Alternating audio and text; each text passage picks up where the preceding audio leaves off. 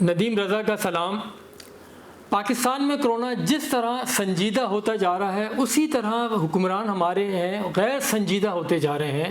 جس شدت سے کرونا سے اموات ہو رہی ہیں اسی طرح سے اوپر کے جتنا طبقہ ہے وہ سب غیر سنجیدگی کا عالم یہ ہے کہ کرونا سے بچاؤ کے لیے تو احتیاطی تدابیر اختیار کرنی چاہیے، عوام کو آگاہ کرنا چاہیے، لیکن ہم کسی اور راستے پہ چل پڑے ہیں۔ اور ایک اور بات آج ڈسکس کرنے کے پاکستان کے اوپر جو سفری پابندی کرونا سے مشروط کر دی گئی ہیں، جیسا کہ میں پہلے بھی کہہ رہا تھا مستقل کہ کرونا پہ اگر ہم نے قابو نہ پایا تو ہم پہ پابندی بھی عائد کی جا سکتی ہے، تو چین نے شروعات کر دی ہے۔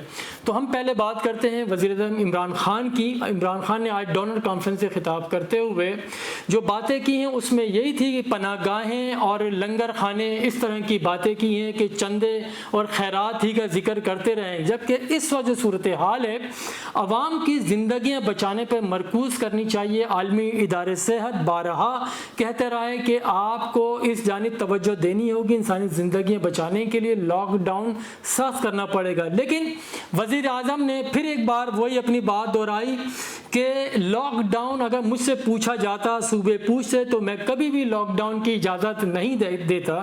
اب سوال یہ پیدا ہوتا ہے کیا صوبوں نے ان سے پوچھے بغیر لاک ڈاؤن لگایا ہے؟ سندھ کی بات اگر ہم کریں چلیں ٹھیک ہے، وہاں پہ پاکستان پیپلز پارٹی گورنمنٹ تھی تو انہوں نے لگا لیا ہوگا، لیکن پنجاب میں تو تحریک انصاف کی حکومت تھی اور KPK میں بھی تحریک انصاف کی حکومت ہے، تو انہوں نے بغیر پوچھے کیسے لاک ڈاؤن لگا لیا؟ ہم جب سے یہ لاک ڈاؤن کی بات چل رہی ہے وزیر اعظم مستقل بنیادوں پر اس کی توجیحات اور تشریحات بیان کر رہے ہوتے ہیں، ہمیں اب اس سے نکلنا پڑے گا، ہمیں آگے بڑھنا پڑے گا۔ یہ وقت لنگر خانے یا پناہ گاہیں بنانے کا وہ نہیں ہے۔ پھر ہم بار بار وزیر اعظم جو اول روز سے یہ بھارت کی مثال دیے جا رہے ہیں، ہمارا جانی دشمن ہے، نہ جانے کیوں بارہا بھارت کا ذکر کیا جاتا ہے کہ وہاں پہ جس طرح کا سخت لاک ڈاؤن کیا گیا وہاں پہ غربت انتہا کو پہنچ گئی۔ میں اس میں نہیں جانا چاہتا، لیکن صرف ایک مختصراً بات یہ ہے پاکستان کی آبادی ہے 21 کروڑ اور بھارت کی آبادی ہے 1 ارب 35 کروڑ۔ اگر ہم اس سے موازنہ کریں جو ان کی پالیسیاں تھیں، جس طرح انہوں نے لاک ڈاؤن لگایا ہے اپنے میل وقوع کے مطابق انہوں نے کیا ہے، ہمیں اپنی بات کرنی چاہیے، ہمیں اس طرح توجہ نہیں دینی چاہیے۔ ہمارا جانی دشمن ہے، سرحد کے اوپر بار بار چھیڑ چھاڑ ہو رہی ہے، LOC کے اوپر فائرنگ ہو رہی ہے، پھر ہم اس کی مثال دے رہے ہیں۔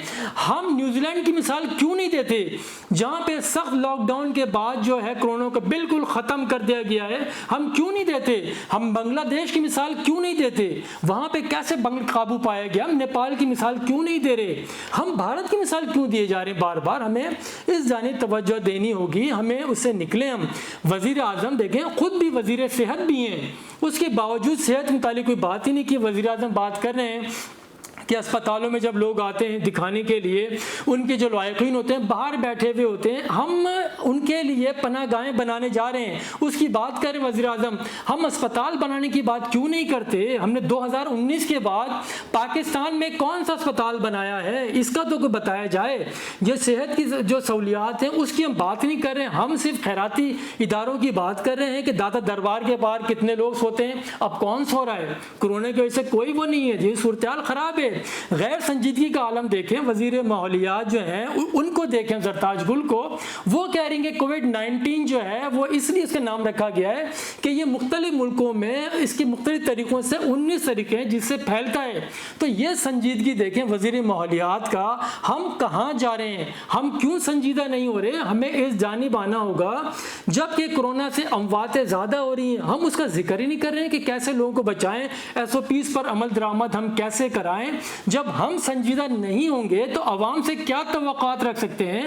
جب یاسمین راشد کچھ کہتی ہیں، زرتاج گل کچھ کہہ رہی ہیں، مشیر صحت وہ کچھ کہہ رہے ہیں، تو ہم کہاں سے آئیں گے؟ ہم خود یکسو نہیں ہیں تو پھر کیا ہے؟ میں دوسری جانب توجہ یہ دلانا چاہتا ہوں کہ جو چین نے پاکستان کے اوپر عائد کی پابندی کہ ٹیسٹ کیے بغیر کورونا کا آپ سفر نہیں کر سکتے، 120 گھنٹے پہلے آپ کو ٹیسٹ کرانا فرض ہوگا، اس کے بعد سرٹیفکیٹ جاری ہوگا، اس سرٹیفکیٹ پہ آپ کی تصویر ہوگی، پاسپورٹ نمبر ہوگا، ٹریولنگ ڈیٹ ہوگی، ہر چیز ہوگی۔ اور میں نے پہلے بھی کہا ہے اور میں بارہا 2 ماہ سے یہی کہہ رہا ہوں، ہمیں سنجیدہ ہونا پڑے گا۔ اگر ہم اس جانب سنجیدہ نہیں ہوں گے تو پولیو کی طرح اس کا بھی حشر یہی ہونا ہے کہ سرٹیفکیٹ آپ کو شو کرنا پڑے گا. ہم بارہا لنگر خانوں کی پناہ گاہوں کی باتیں کر رہے ہیں, ہمیں اس سے نکل کے ہمیں اپنا ویژن بڑا کرنا پڑے گا.